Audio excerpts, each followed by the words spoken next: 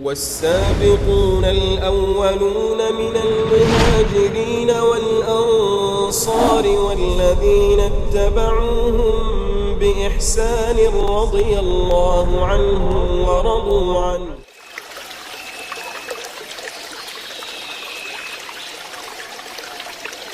بسم الله الرحمن الرحيم. السلام عليكم ورحمة الله وبركاته. الحمد لله حمدا كثيرا طيبا مباركا فيه مباركا عليه كما يحب ربنا ويرضاه، وأشهد أن لا إله إلا الله وحده لا شريك له، وأشهد أن محمدا عبده ورسوله وصفيه وخليله صلى الله عليه وعلى آله وأصحابه ومن تبعهم بإحسان إلى يوم الدين. أما بعد. Ikhwani rahimani wa rahimakumullah. Alhamdulillah, segala puji bagi Allah Subhanahu wa taala. Kita memujinya, bersyukur atas segala limpahan karunia dan rahmatnya yang tidak terhingga. Kemudian selawat dan salam kepada junjungan alam Nabi besar Muhammad sallallahu alaihi wa ala alihi wasallam, kepada keluarga beliau, kepada sahabat beliau, dan kepada orang-orang yang mengikuti beliau sampai hari kiamat. Jamaah sekalian yang dirahmati Allah Subhanahu wa taala, kita lanjutkan pengajian kita dari kitab Mukhtasar Jami' Ulum wal Hikam yang ditulis oleh Imam Ibnu Rajab Al-Hambali rahimahullahu taala. Masih dalam hadis yang pertama, yaitu hadis Umar bin Khattab radhiyallahu taala anhu, hadis yang ma'ruf, yaitu hadis innamal a'malu binniyat wa innamal likulli imri'in ma nawa ila akhiril hadis. Kemudian kita sudah baca sampai kepada syarah,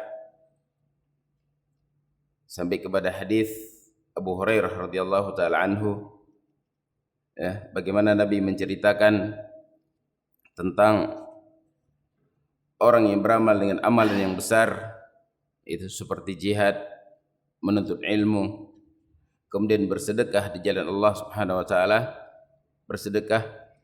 Namun ketika amalan yang besar tersebut tidak dibangun di atas keikhlasan kepada Allah Subhanahu wa taala, maka tidak bermanfaat. Bukan hanya tidak bermanfaat, justru akan mencelakakan pelakunya. Itu orang yang beramal dengannya akan dilemparkan di dalam api neraka, seperti kisah yang hadis yang sudah kita bacakan pada pertemuan yang lalu.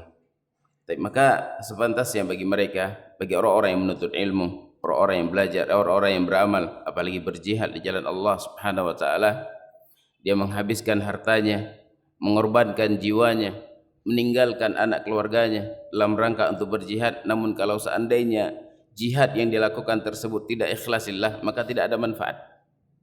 Hendaklah seorang di dalam dia beramal, amalan apapun yang dilakukan, ya, tentunya dia butuh perjuangan. Salat subuh misalnya, atau ibadah-ibadah yang lainnya, jangan dia sia-siakan ibadah yang besar tersebut, perjuangan yang besar hanya untuk menggapai kehidupan dunia, keinginan ad-dunya. Qala, kemudian kata beliau, waqad warada al-wa'idu ala ta'allumil ilmi li ghairi wajhillah.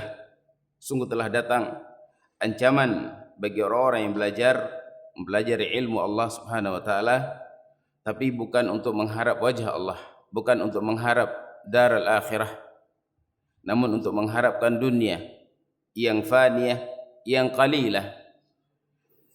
Kama kharraja al-Imam Ahmad wa Abu Dawud wa Ibnu Majah min hadits Abi Hurairah radhiyallahu taala anhu anin Nabi sallallahu alaihi wasallam. Bagaimana hadis yang dikeluarkan oleh Imam Ahmad, Abu Dawud dan Ibnu Majah dari Abi Hurairah radhiyallahu taala anhu anin Nabi sallallahu alaihi wa ala alihi wasallam. Qala man ta'allama 'ilman mimma yubtagha bihi wajhullah la yata'allamuhu illa liyusiba bihi 'ardan minad dunya lam yajid 'arfal jannati yaumal qiyamah. Subhanallah, kata Nabi SAW, barang siapa yang mempelajari ilmu yang seharusnya dengan ilmu tersebut diharapkan wajah Allah Subhanahu wa taala, ilmu agama, mempelajari bagaimana tauhid yang benar, apa itu syirik, kemudian ibadah-ibadah yang lainnya, salat dan seterusnya. Ya, dia mempelajari ilmu yang berkaitan tentang ilmu agama, namun dia tidak mengharapkan dengannya negeri akhirat, tidak mengharapkan wajah Allah Subhanahu wa taala, dan dia tidak mempelajari kecuali dalam rangka untuk mendapatkan dunia. Maka apa balasannya? Dia tidak akan mendapatkan bau surga di hari kiamat kelak. Mencari dunia, ya, dunia yang sangat rendah, dia ganti ilmu agama yang itu kedudukannya sangat tinggi di sisi Allah Subhanahu wa taala. Menuntut ilmu termasuk qurubat yang paling besar di sisi Allah Subhanahu wa taala. Namun bukan itu yang dia inginkan, bukan Allah yang dia inginkan. Yang dia inginkan adalah dunia. Maka dunia yang dia inginkan tersebut tidak dia dapatkan kecuali apa yang telah ditakdirkan kepadanya. Ya, seperti kata Nabi SAW dari hadis yang dikeluarkan oleh Imam Tirmidzi dari Anas bin Malik radhiyallahu taala anhu, berkata Nabi SAW, man kanatil akhiratu hammahu ja'alallahu ghinahu fi qalbihi wa jama'a lahu syamlahu wa atathu dunya wa hiya raghibah wa man kanatid dunya hammahu ja'alallahu faqrahu baina ainaihi wa farraqa alaihi syamlahu wa lam ya'tihi minad dunya illa ma qaddara alaihi. Kata Nabi SAW, barang siapa seseorang beramal menuntut ilmu yang tujuannya adalah akhirat, maka apa balasan yang Allah berikan kepadanya? Allah Subhanahu wa taala akan menjadikan kekayaan di dalam hatinya. Ketika Allah tanamkan rasa kaya di dalam hati seseorang, maka dia akan merasakan indahnya kehidupan ini. Dia akan merasakan tidak butuh kepada makhluk. Dia akan merasa hidup itu penuh dengan kewibawaan. Karena memang hakikat kekayaan itu bukanlah dengan banyaknya harta. Sebagaimana kata Nabi SAW dalam hadis yang lainnya yang dikeluarkan oleh Imam Bukhari dan Muslim dari Abu Hurairah radhiyallahu taala anhu, laisal ghina an kathratil arad walakin ghinan nafs. Bukanlah namanya kekayaan itu adalah orang yang banyak harta. Bukan, kata Nabi. Bukan orang yang banyak harta itu dikatakan orang yang kaya. Akan tetapi orang yang kaya adalah ketika Allah berikan kekayaan di dalam hatinya, dia akan merasa qanaah, tidak akan mengejar dunia. Ya, orang yang tidak diberikan kekayaan di dalam hatinya, maka dia tidak akan pernah puas dengan kehidupan dunia, tidak akan pernah puas dengan apa yang Allah berikan. Walaupun dia diberikan kekayaan 2 gunung atau 2 wadi dari harta emas, dia tidak akan pernah puas dan dia akan mencari harta yang lainnya. Sebagaimana kata Nabi SAW dari hadis yang dikeluarkan oleh Imam Muslim dari Muawiyah radhiyallahu taala anhu, "Lau kana li ibni Adam wadiyan min malin labtagha wadiyan thalithan la yamla'u fam ibni Adam illa turab." Kata Nabi SAW, kalau seandainya seorang anak Adam diberikan 2 wadi dari harta, wadi, ya, lembah emas, dia enggak akan habiskan walaupun mungkin 100 keturunan, 1000 keturunan, tidak akan habis dia makan. Namun dia tidak akan puas kecuali dia akan mencari gunung yang ketiga, wadi yang ketiga. Subhanallah. Kenapa demikian wahai jemaah sekalian? Karena Allah tidak menanamkan rasa kekayaan di dalam hatinya. Dia tidak akan pernah puas, tidak akan pernah merasa puas apa yang Allah berikan kepadanya, karena tidak Allah tanamkan kekayaan di dalam hatinya. Maka orang yang mengharapkan akhirat dalam seluruh amalannya, di dalam dia menuntut ilmu, maka Allah Subhanahu wa taala akan tanamkan rasa kaya di dalam hatinya. Kemudian Allah akan kumpulkan kepadanya urusan dunianya, dan akan datang kepada dia dunia dalam keadaan dia tidak mengharap, tidak mencari, datang kepadanya dunia. Kemudian sebaliknya, barang siapa yang beramal suatu amalan, menuntut ilmu atau yang lainnya, kemudian yang dia inginkan adalah dunia, kemudian Allah akan menanamkan rasa miskin, rasa fakir di antara 2 matanya. Kekayaan yang banyak tidak pernah dia merasakan puas, tidak pernah dia merasakan kenikmatan dalam kehidupannya, tidak bisa dia menikmati harta yang Allah berikan tersebut, karena memang Allah tidak tanamkan kekayaan dalam hatinya. Allah akan terus memberikan kepadanya rasa kemiskinan, dan Allah akan mencerai-berai urusannya, dan tidak akan datang kepadanya dunia kecuali apa yang telah Allah tentukan. Kita mengharapkan dunia dari amalan yang kita lakukan, menuntut ilmu, namun dunia yang kita inginkan, sementara dunia tidak akan datang kepada kita kecuali apa yang telah ditulis oleh Allah Subhanahu wa taala. Kemudian kata beliau, wa kharaja Tirmidzi min hadits Ka'ab ibn Malik anin Nabi sallallahu alaihi wasallam, man talaba al-ilma liyumari bihi sufaha aw yujari bihi al-ulama aw yasrifu bihi wujuhan nas ilaihi adkhalahu an-nar. Kemudian hadis yang lainnya, kata Imam Ibn Rajab, hadis ini dikeluarkan oleh Imam Tirmidzi, namun hadis ini diperselisihkan kesahihannya. Hadis dari Ka'ab ibn Malik ini tujuan menuntut ilmu dengan tujuan yang lainnya. Barang siapa yang menuntut ilmu dalam rangka untuk menghinakan orang-orang bodoh, merendahkan orang-orang yang tidak punya ilmu, atau dia ingin berdebat dengan orang-orang yang berilmu, ini tujuannya, untuk merendahkan orang lain atau ingin mendebat orang yang berilmu, bukan mengharapkan wajah Allah dalam dia menuntut ilmu. Kemudian tujuan yang lainnya adalah dia ingin agar supaya manusia memandangnya, agar pandangan manusia tertuju kepadanya, memuji, ingin mendapatkan pujian dari manusia. Adkhalahullahu an-nara, maka Allah Subhanahu wa taala akan memasukkan orang ini ke dalam neraka.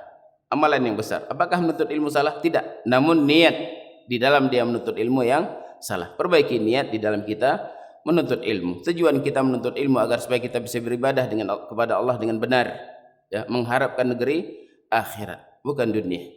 Waqad warada al-wa'idu 'ala al-'amal li ghairi Allah 'umuman kama kharraja al-Imam Ahmad min hadits Abi Ubay bin Ka'ab anin Nabi sallallahu alaihi wasallam. Kemudian juga datang ancaman terhadap amalan yang dilakukan kepada selain Allah Subhanahu wa taala secara umum. Hadis ini dikeluarkan oleh Imam Ahmad dari hadis Abi Ubay bin Ka'ab dari Nabi sallallahu alaihi wasallam, qala basyiri hadhihi al-ummah bis-sana' war-rif'ah wad-din wat-tamkin fil ard, faman 'amila minhum 'amal al-akhirah lid-dunya lam yakun lahu fil akhirati min nasib.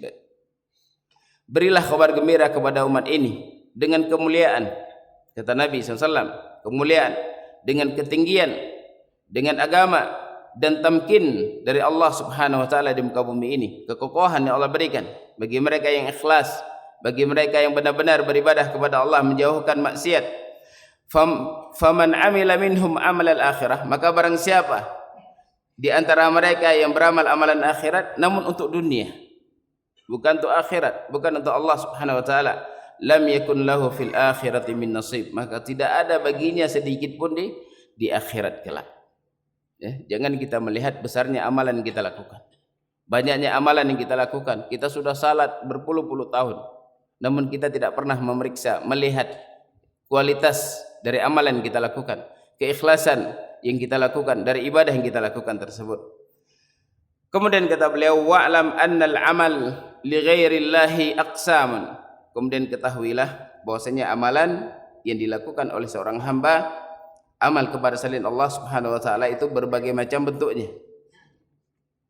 Disebutkan pembagian amalan yang dilakukan oleh seorang hamba, dalam artian ketika dia melakukan amalan kepada selain Allah Subhanahu wa taala, kemudian bagaimana bentuknya, kapan diterima, kemudian kapan tidak diterima. Qala fataratan yakunu riya'an mahad bihaitsu la yuradu bihi siwa mura'atil makhluqin li gharadid dunyawi ka halil munafiqin fi salatihim, wa hadha riya' al mahdhu la yakadu yasduru min mu'min fi fardhi salati was siyami.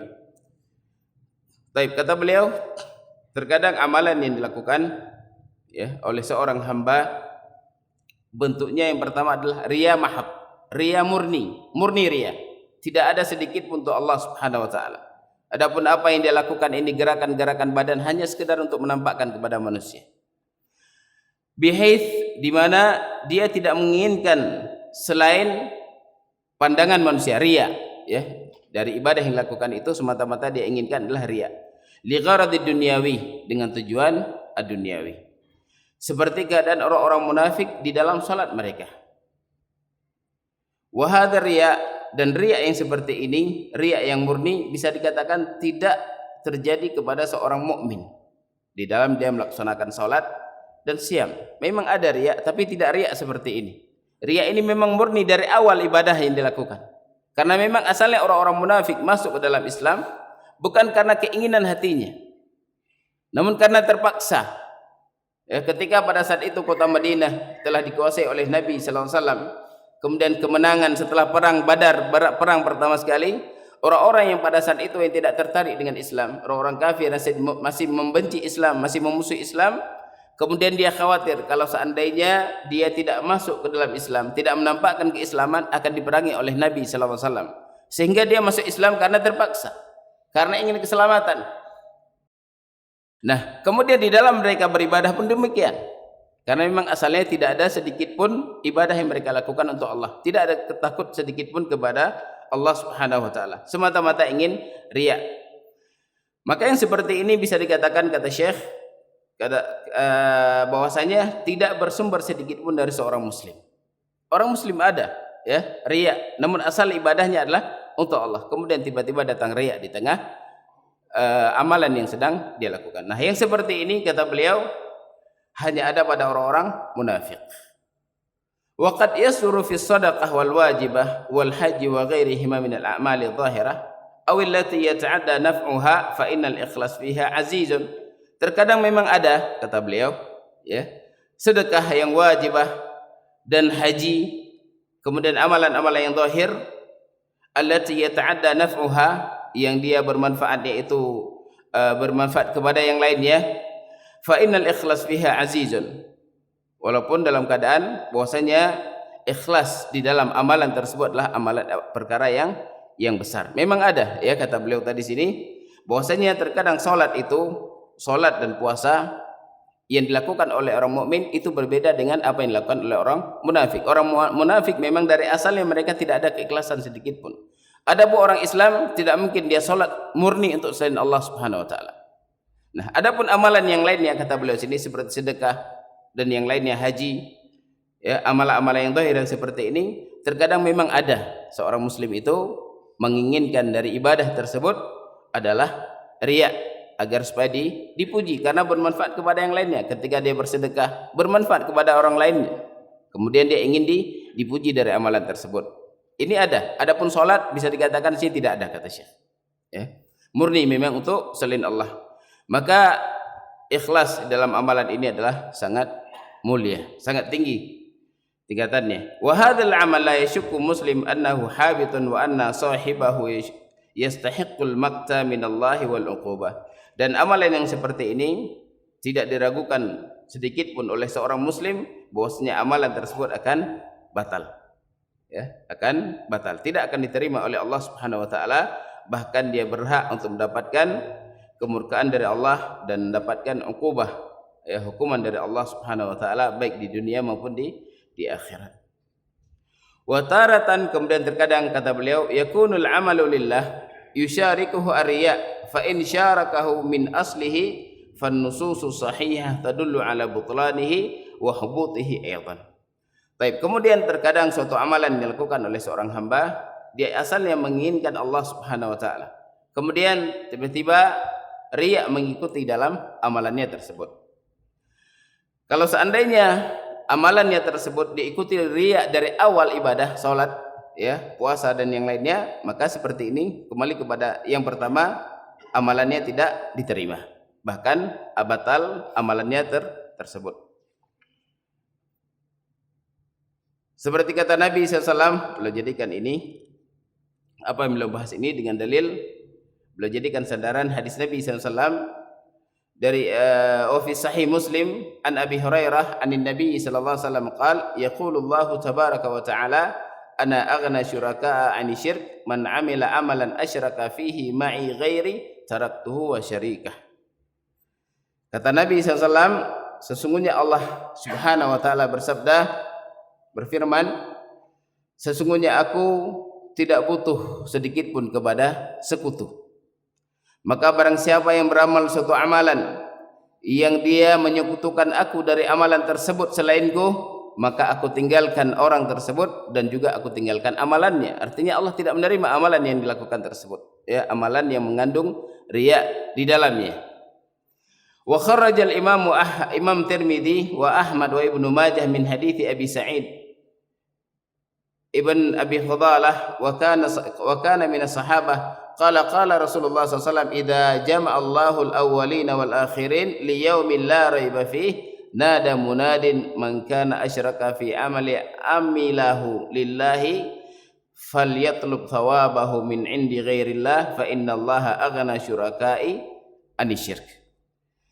Kata Nabi SAW, apabila Allah telah mengumpulkan, ya, orang-orang yang pertama dan orang-orang yang terakhir, seluruhnya Allah kumpulkan manusia pada hari yang tidak diragukan pada hari tersebut, yaitu pada hari kiamat. Kemudian diserulah oleh satu penyeru, barang siapa yang melakukan suatu amalan, ya, yang mengandung kesyirikan di dalamnya, riya di dalamnya, maka hendaklah dia mencari pahala dari selain Allah Subhanahu wa taala. Kepada siapa dia melakukan amalan tersebut, cari pahala kepadanya. Fa innallah, sesungguhnya Allah Subhanahu wa taala tidak butuh kepada sekutu. Baik, maka di sini amalan dilakukan oleh seorang hamba, kalau seandainya niat amalan tersebut bukan Allah Subhanahu wa taala, pada hari kiamat kelak Allah perintahkan ambil pahala, cari pahala dari orang yang kamu riya di dalamnya. Kepada siapa kamu ibadah, ya, kepada siapa kamu niatkan ibadah, maka cari pahala dari orang tersebut. Berarti sini apa? Allah tidak memberikan balasan sedikit pun kepadanya, karena ibadah yang dilakukan tercampur dengan riya. Wa amma idza kana aslul amali lillah thumma tara'at alaihi niyyatur riya fa in kana khatiran wa dafa'ahu fala yadurruhu bighairi khilaf. Baik. Kemudian adapun kalau seandainya seorang melakukan amalan itu murni untuk Allah Subhanahu wa taala, kemudian tiba-tiba datang riya di tengah amalannya, kemudian dia melawan, maka yang seperti ini tidak memudaratkan amalan tersebut, dan ini tidak ada khilaf di antara para ulama, dengan syarat dia melawannya, ya, datang riya tiba-tiba kemudian dia berusaha untuk menolak riya tersebut, maka ini tidak berpengaruh kepada amalannya. Baik, kemudian kata beliau, kita selesaikan ini bab ini sedikit lagi. Fa amma idza amila amalan khalisan thumma alqa Allahu lahu thana'al hasan fi qulubil mu'minin bidzalik fa fariha bi fadlillahi wa bi rahmatihi wastabsyara lidzalika lam yadurruh. Baik, kemudian apabila seorang melakukan amalan saleh murni untuk Allah, tidak mengharapkan pujian manusia, ya, kemudian Allah Subhanahu wa taala menanamkan ke dalam hati kaum mukminin, ya, qabul, mencintai orang tersebut. Orang melakukan ibadah, amalan soleh untuk Allah. Kemudian Allah Subhanahu wa taala menanamkan rasa cinta orang lain kepada orang ini karena amalan soleh yang dilakukan. Kemudian dia berbahagia, senang dengan keadaan tersebut. Maka yang seperti ini tidak berpengaruh. Tentunya ketika dia melakukan amalan murni lillah. Kemudian orang memuji di belakang si fulan, ya, walaupun dia tidak mengharap. Maka yang seperti ini adalah apa yang Allah tanamkan ke dalam hati kaum mukminin. Karena ketika Allah Subhanahu wa taala mencintai seorang hamba, apa sebab Allah Subhanahu wa taala mencintai seorang hamba? Ketika tentunya seorang hamba beribadah kepadanya, meninggalkan maksiat, melakukan semua apa yang Allah perintahkan, maka Allah akan mencintai si fulan. Nah, ketika Allah Subhanahu wa taala mencintai seseorang, Allah memanggil Jibril. Allah mengatakan, sesungguhnya aku mencintai si fulan, maka cintailah si fulan wahai Jibril.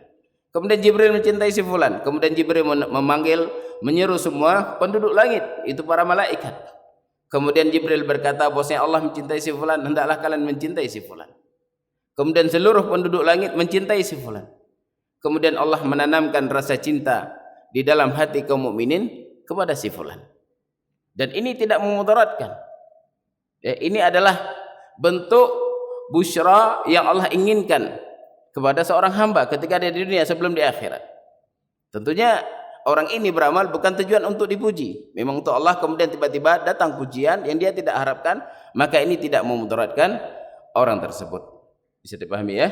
Muhim ketika dia salat, ya, ketika dia ibadah murni untuk Allah, tidak mengharapkan pujian sama sekali. Kemudian tiba-tiba datang pujian yang tidak diharapkan, dan ini merupakan busyra, kabar gembira yang Allah berikan, yang Allah tanamkan di dalam yang Allah berikan kepada orang yang melakukan ibadah tersebut, yang telah Allah tanamkan kepada kaum mukminin kecintaan kepada dia. Baik. Hadal makna jaa hadis Abi Dzar an Nabi sallallahu alaihi wasallam annahu su'ila 'anil rajul ya'mal al-'amala lillahi minal khair wa yahmaduhu an-nasu 'alaihi faqala tilka 'ajilu busyra al-mu'min kharrajah Muslim. Ya, sebagaimana kata Nabi sallallahu alaihi wasallam ketika beliau ditanya seorang yang beribadah, beramal untuk Allah Subhanahu wa taala, beramal amalan kebaikan, kemudian manusia memujinya. Kemudian apa kata Nabi? Tilka ajilul busyra al-mu'min, itu adalah kabar gembira yang segera Allah berikan kepada seorang mukmin. Maka ini tidak memudaratkan pujian seseorang kepadanya. Baik. Kemudian yang terakhir kata beliau,